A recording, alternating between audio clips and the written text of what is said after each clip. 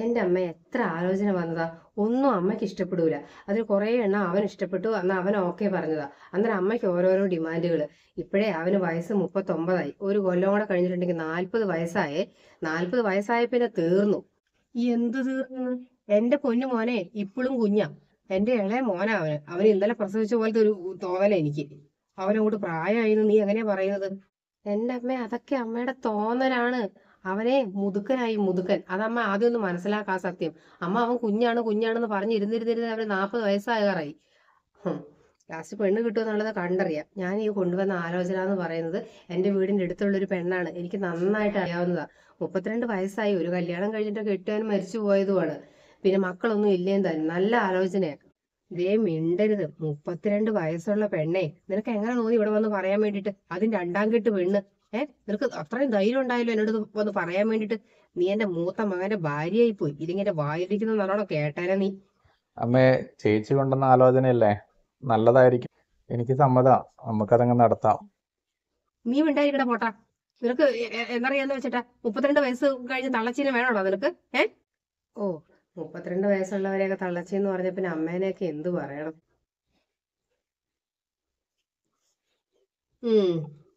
ആരും അത്ര വലിയ വിഷമിക്കണ്ട. നീ എന്റെ മോന്റെ കാര്യം ഓർത്തിട്ട് ഒട്ടും വിഷമിക്കണ്ട. ഞാനേ വൈകുന്നേരം ഒരു ബ്രോക്കറോട് വരാൻ പറഞ്ഞിട്ടുണ്ട്.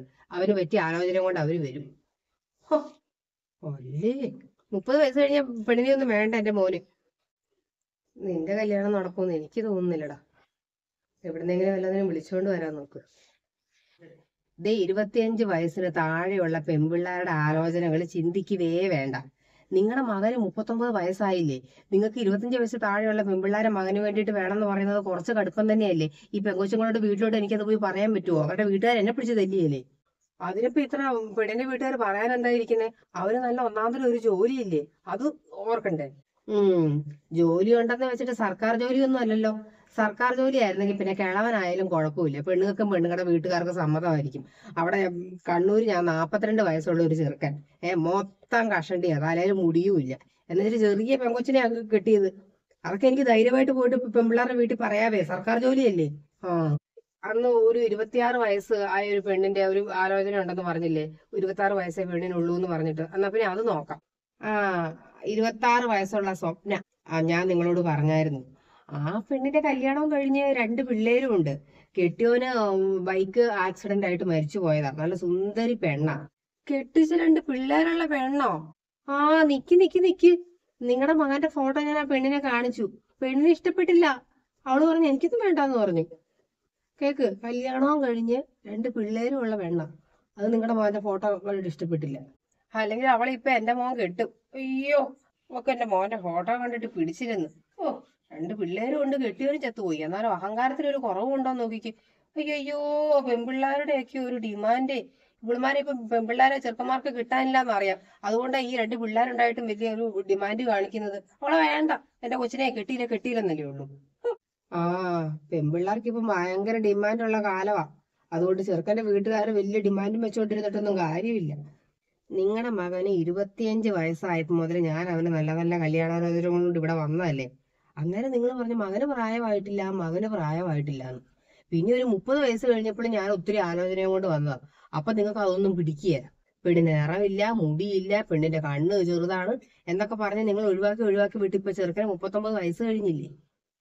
ഇനി നിങ്ങളുടെ ഡിമാൻഡ് ഒന്നും വെച്ചിട്ട് ഒരു കാര്യവും ഇല്ല. എന്റെ ദൈവമേ, അങ്ങനെ പറഞ്ഞു പറഞ്ഞ് എന്റെ മോന് 40 വയസ്സും കഴിഞ്ഞു. എന്തൊരു കഷ്ടമായത്. എന്തോരം ബ്രോക്കർമാരെ കണ്ടു. ഒരു പെൺപിള്ളേർക്കും വേണ്ട. രണ്ടാം കെട്ടുകാർക്കും പിള്ളേരുള്ള പെണ്ണിനും ഒന്നും എന്റെ മോനെ പിടിക്കുന്നില്ല. ഇത്രയും സുന്ദരനായ എന്റെ മോന്റെ മുഖത്ത് നോക്കിയിട്ട് ഇവളുമാർക്കൊക്കെ എങ്ങനെ വേണ്ടാന്ന് പറയാൻ തോന്നുന്നു. എന്നാ പിന്നെ ഒന്നാം കെട്ട് നോക്കാന്ന് വെച്ചിട്ടുണ്ടെങ്കിൽ അതൊന്നും കിട്ടാനും ഇല്ല. ഉള്ള പെൺപിള്ളേരെല്ലാം ഒളിച്ചോടി പോകുന്നുമുണ്ട്. ഈ ചെറുക്കനാണ് അതിനുള്ളിട്ട് കഴിവില്ല ഒരെണ്ണത്തിനെ വിളിച്ചോണ്ട് വരാനാണ്. ചെയ്യൂന്ന് പറ. ഇനി നേരെ ചൊവ്വേ അവന്റെ കല്യാണം നടക്കുമെന്ന് അമ്മ വിചാരിക്കണ്ട. അമ്മ ഒറ്റയൊരുത്തി ഇതിന് കാരണം. അവൻ കുഞ്ഞാണ് കുഞ്ഞാണെന്ന് പറഞ്ഞുകൊണ്ടിരുന്നു. അമ്മയ്ക്ക് അമ്മയുടെ മോനെന്താ വലിയ സംഭവമാണെന്നും പറഞ്ഞിരുന്ന. മര്യാദയ്ക്ക് 10-25 വയസ്സ് മുതൽ അവന് നല്ല നല്ല കല്യാണാലോചനകൾ വന്നതാ. എല്ലാം അമ്മ തന്നെയല്ലേ മുടക്കിയത്. ഇപ്പൊ അവന് 40 വയസ്സായി, തൃപ്തിയായല്ലോ. ഇനിയിപ്പൊ കിട്ടും. ഒന്ന് കെട്ടിയതോ പിള്ളേരുള്ളതോ ഒക്കെ കിട്ടുള്ളൂ. അത് തന്നെ പ്രതീക്ഷിച്ചാലും മതി. എടി മോളെ, നീ അന്ന് നിന്റെ കൂട്ടുകാരത്തിയുടെ കാര്യം പറഞ്ഞില്ലേ? പിള്ളേരൊന്നുമില്ല, 32 വയസ്സുണ്ടെന്നൊക്കെ പറഞ്ഞ ഒരു പെണ്ണിന്റെ കാര്യം പറഞ്ഞില്ലേ? എന്നാ പിന്നെ അവളെ തന്നെ അങ്ങോട്ട് ആലോചിക്കാം. അവനും കുഴപ്പമില്ലാന്നല്ലേ പറയുന്നേ?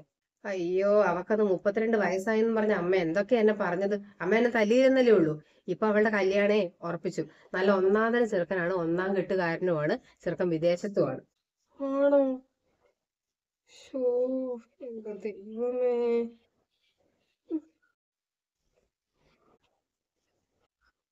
അയ്യോ, എനിക്ക് നല്ല പരിചയം തോന്നുന്നുണ്ട്. പക്ഷെ ആരാന്ന് അങ്ങോട്ട് ഓർക്കുന്നേ ഇല്ല. ശ്ശോ, എന്നെ മനസ്സിലായില്ലേ? ഞാൻ വിചാരിച്ച എന്നെ കാണുമ്പോ തന്നെ അങ്ങോട്ട് മനസ്സിലാകുമെന്ന്. നല്ലവണ്ണം ഒന്ന് ആലോചിച്ച് നോക്ക്, അതെന്നെ മറന്നു പോകുന്നേ അങ്ങനെ. ഇല്ലെന്നേ, ഈ പ്രായമൊക്കെ ആയ പിന്നെ എനിക്ക് കുറച്ച് ഓർമ്മക്കുറവൊക്കെ ഉണ്ട്. അതുകൊണ്ട് അങ്ങോട്ട് പെട്ടെന്ന് അങ്ങോട്ട് മനസ്സിലാകാത്ത. ആ, സുധയല്ലേ? രമേന്റെ കൂടെ പഠിച്ച എന്റെ അനിയത്തിയുടെ കൂടെ പഠിച്ചതല്ലേ? ആ, അത് തന്നെ, അത് തന്നെ. ആരാമേ? എടി മോളെ, നിങ്ങളുടെ കുഞ്ഞമ്മയുടെ കൂടെ പഠിച്ചതാ എന്റെ അനിയത്തി രമയില്ലേ? ആ, അവളുടെ കൂടെ പഠിച്ചതാ സുധ. എനിക്ക് പെട്ടെന്ന് മനസ്സിലായില്ലെന്നേ. സുധ ഇവിടെ അടുത്തെങ്ങാനും വന്നതാണോ? ആ, ഇരിക്ക്. അല്ല, ഞാൻ. അമ്മേ, ആ, എടാ, നീ ഉണ്ടായിരുന്നോ? നീ വന്നോ? എടാ, നിനക്കറിയാവോ? സുധേനെ അറിയാവോ? കുഞ്ഞമ്മയുടെ കൂടെ പഠിച്ചതാ. നീ ഇവരെ കുഞ്ഞില് കണ്ടതായിരിക്കും, അവിടെ വീട്ടില് രമയുടെ കൂടെ വന്നപ്പോഴേ അങ്ങനെ കണ്ടിട്ടുണ്ട്. നിനക്ക് മനസ്സിലായോടാ? നിനക്ക് ഓർമ്മയൊന്നും കാണില്ല, അവൻ ചെറുപ്പത്തിൽ കണ്ടതല്ലേ. അമ്മേ, ഞാൻ സുധേനെ കല്യാണം കഴിച്ചു. ഏ? അമ്മേ? അമ്മയോ? ആരുടെ അമ്മ? അല്ല, ഇനി ഞാൻ പിന്നെ അങ്ങനെയല്ലേ വിളിക്കേണ്ടത്. അതുകൊണ്ടാ പിന്നെ അങ്ങനെ വിളിച്ചത്. ഞങ്ങള് ഇൻസ്റ്റാഗ്രാമിൽ കൂടിയാ കണ്ടത്. അപ്പൊ അങ്ങനെ പരിചയപ്പെട്ടു. അങ്ങനെ പരിചയപ്പെട്ട് പിന്നെ അങ്ങോട്ട് പിരിയാൻ പറ്റാത്ത പോലെയായി. ഒരാഴ്ചത്തെ പരിചയമേ ഉള്ളൂ. ഒരാഴ്ച കൊണ്ട് ഞങ്ങൾ അങ്ങ് വല്ലാണ്ട് അങ്ങ് അടുത്തുപോയി. അപ്പൊ പിന്നെ വിചാരിച്ചു, എന്നാ പിന്നെ കല്യാണം കഴിച്ചേക്കാന്ന് വിചാരിച്ചു. ഞാനും കല്യാണം ഒന്നും വേണ്ടാന്ന് പറഞ്ഞ് നിൽക്കുകയായിരുന്നു. പിന്നെ ചേട്ടനെ എനിക്ക് അങ്ങ് ഇഷ്ടപ്പെട്ടു. ചേട്ടനോ? ആ, കല്യാണമൊക്കെ കഴിഞ്ഞ സ്ഥിതിക്ക് ഇനിയിപ്പൊ അങ്ങനെ വിളിക്കുന്നത് ഇഷ്ടം എന്നാ പുള്ളിക്കാരൻ പറയുന്നേ. അയ്യോ, അയ്യോ. എടാ, പൊന്നുമോനെ, ഇത് നിന്റെ കുഞ്ഞമ്മയുടെ കൂടെ പഠിച്ചതാ? രമേന്റെ കൂടെ പഠിച്ചതാടാ? നിനക്ക് അതറിയത്തില്ലായിരുന്നോ? എടാ, നീ എന്ത് പണിയാ കാണിച്ചത്? കുറച്ചൊരിത് കാണിക്കണ്ടേ? കുഞ്ഞമ്മയുടെ ഒപ്പം പഠിച്ചെന്ന് പറഞ്ഞിട്ടുണ്ടെങ്കിൽ എന്ത് പ്രായം ഉണ്ടാവും? കല്യാണം കഴിച്ചില്ലെന്നല്ലടാ ഉള്ളൂ. അയ്യോ, അമ്മേന്റെ ഒപ്പം പഠിച്ച പെണ്ണുങ്ങളെ വിളിച്ചുകൊണ്ട് വരാതിരുന്നത് ഭാഗ്യം. എടാ മോനെ, ഇതേ നിന്റെ കുഞ്ഞമ്മേനോട് പഠിച്ചതാട്ടോ. അയ്യോ, അയ്യോ അമ്മേ, അയ്യോ അമ്മേ.